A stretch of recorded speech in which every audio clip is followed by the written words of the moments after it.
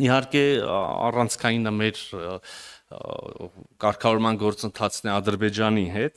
եւ այս առումով եւս այս տարվա առաջին կիսամյակում ուրեմն առիթներ եղել են, քննարկումներ ունեցել ենք։ Ես օրինակ հանդիպում եմ ունեցել Անտալիայի դիվանագիտական ֆորումի շրջանակներում նախարար Բայրամովին, վերջերս Տիրանայում Ալբանիայի մայրաքաղաքում վարչապետ Փաշինյանը զրույց ունեցավ նախագահ Ալիևի հետ եւ մենք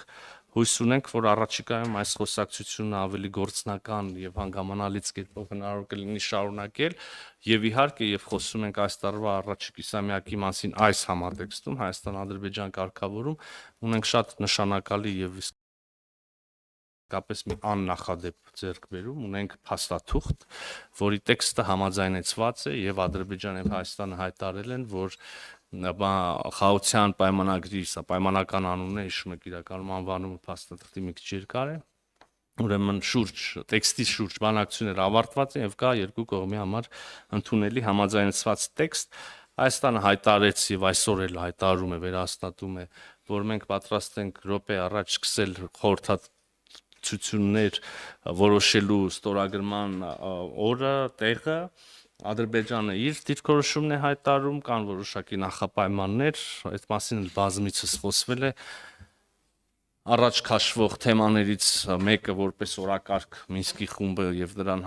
վերաբերող ուրեմն կառույցների լուծարման գործընթացը, ընդհանրապես որպես օրակարգ մեզ համար հասկանալի եւ ընդունելի է,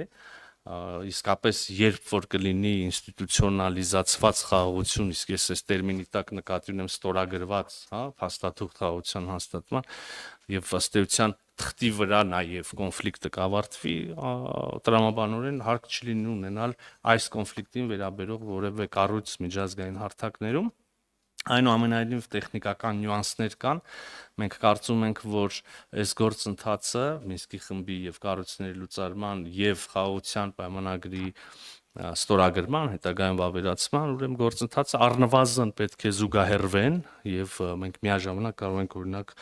երկու թղթի շուրջ հանդիպում ունենալ, ստորագրություն ունենալ